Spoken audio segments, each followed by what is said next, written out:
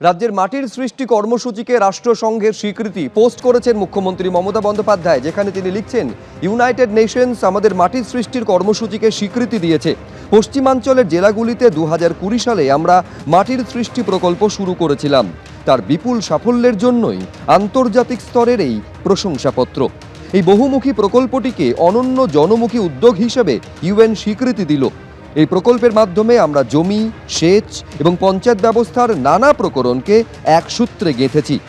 এই প্রকল্পের মূল লক্ষ্য পশ্চিমাঞ্চলের রুক্ষ অনুর্বর জমিকে উর্বর বছরভর চাষযোগ্য করে তোলা। সুজলা ও উর্বর এই সব জমিতে এখন শাকসবজির ফলন ও ফলের চাষও হচ্ছে। পুকুর খনন ও অন্যান্য নতুন সেচ ব্যবস্থার মাধ্যমে জলের যোগান নিশ্চিত করা হয়েছে। এর ফলে লক্ষ লক্ষ মানুষের কর্মসংস্থান হয়েছে। গ্রামীণ পরিবারগুলির আয় বহুগুণ বেড়েছে। এই গৌরব গ্রাম বাংলার সকল মানুষ, বাংলার কৃষক ভাই বোনেদের উৎসর্গ করছি। মাটির সৃষ্টি কর্মসূচিকে ইউএনের স্বীকৃতির পরই পোস্টে উল্লেখ করছেন মমতা বন্দ্যোপাধ্যায়। সরাসরি আপনারা দেখছেন কেন্দ্রীয় স্বরাষ্ট্রমন্ত্রী অমিত শাহ মায়াপুরে ইসকনের অনুষ্ঠানে বক্তব্য রাখলেন এবং হরে কৃষ্ণ বলে বক্তব্য শুরু করলেন এবং হরে কৃষ্ণ সম্বোধনে তার বক্তব্য শেষ করলেন। কেন্দ্রীয় স্বরাষ্ট্রমন্ত্রী নয়, তিনি শ্রী চৈতন্য মহাপ্রভুর একজন ভক্ত হিসাবে এসেছেন। এই বক্তব্যে সেই কথা বললেন তিনি। একদিকে যখন কেন্দ্রীয় স্বরাষ্ট্রমন্ত্রী তিনি মায়াপুরের ইসকনের এই যে অনুষ্ঠান সেখানে বক্তব্য রাখছেন, ঠিক তার পরের মাসে অর্থাৎ মার্চ মাসে বিজেপির যে রথযাত্রা, সেইটা পরিবর্তন যাত্রা, যার বিজেপির তরফে পোশাকে নাম দেওয়া হচ্ছে, সেইটা শুরু হচ্ছে। অত্যন্ত তাৎপর্যপূর্ণ সেই রথযাত্রা কর্মসূচিতে উপস্থিত থাকবেন, অংশগ্রহণ করবেন প্রধানমন্ত্রী নরেন্দ্র মোদী।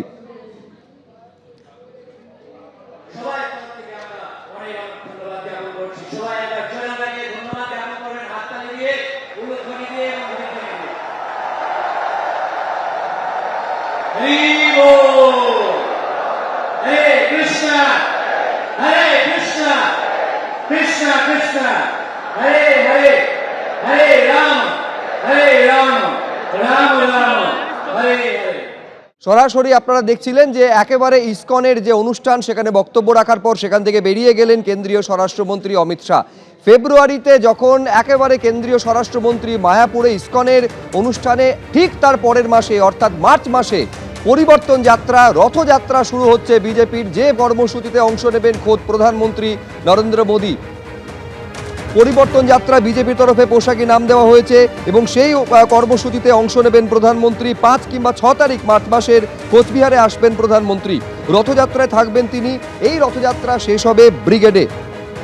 5টি সাংগঠনিক বিভাগে ভাগ করে বিজেপির এই রথযাত্রা চলবে। এবার দিদি সম্ভবত উকিলের ড্রেস পরে ভোট করবে। ওই যে সুপ্রিম কোর্টে গেছিলেন উকিলের ড্রেস পরে, আমার ধারণা এবার উকিলের ড্রেস পরে দিদি ভোট করবে। সেগুলো ভোটের নানা রকম তালিকা। ভোট আসার আগেই বেকার ভাতা চালু হয়ে যায়, ভোট আসার আগেই মিড ডে মিলে খাওয়া দাওয়া চালু হয়ে যায়।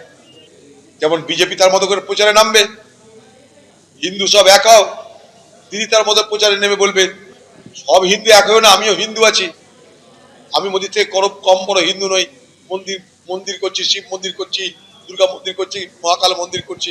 এই ভোট হবে। বাকি বাংলার কি হলো, বাংলার কি হবে, মানুষের মধ্যে সেই ধারণাটাকে ধুমিল করে দেওয়া হবে। সেই ধারণাটাকে মানুষের মনের মধ্যে থেকে দুর্বল করে দেওয়ার চেষ্টা হবে। সর্বোচ্চ আদালতে ফের পিছিয়ে গেল আইপ্যাক মামলার শুনানি। এই নিয়ে তিনবার পিছিয়ে গেল আইপ্যাক মামলার শুনানি। 18ই মার্চ সুপ্রিম কোর্টে ইডির তল্লাশি মামলার পরবর্তী শুনানির দিন ধার্য হয়েছে।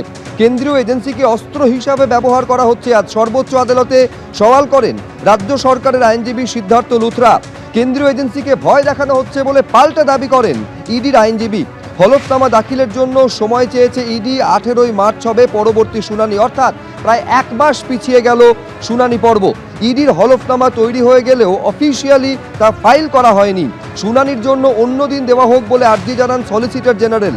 18ই মার্চ হবে পরবর্তী শুনানি।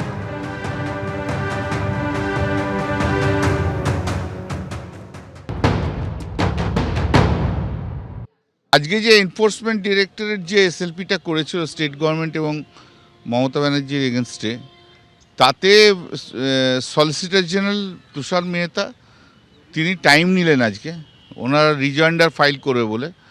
তো সেই জন্য রিজয়েন্ডার ফাইল করতে বলেছে। আর মামলা ফিক্স করেছে 18 মার্চ, মামলা ফিক্স করেছে ফর হিয়ারিং। আর আমাদের পয়েন্ট অফ মেনটেনেবিলিটি ছিল যে article 32 is not maintainable. Enforcement directorate এটা ইয়ে করতে পারে না, ফাইল করতে। আমরা ইনসিস্ট করেছিলাম, জজ সাহেব বলে পরের দিনকে মেনটেনেবিলিটিটা শুনবে।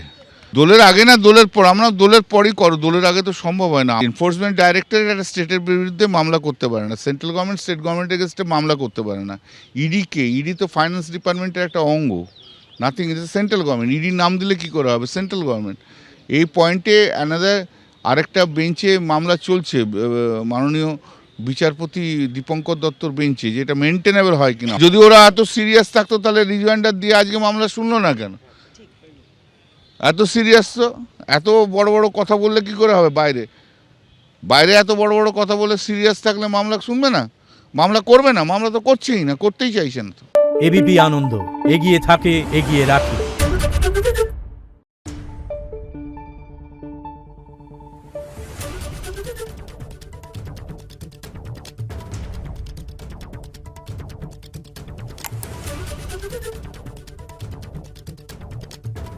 Thank you.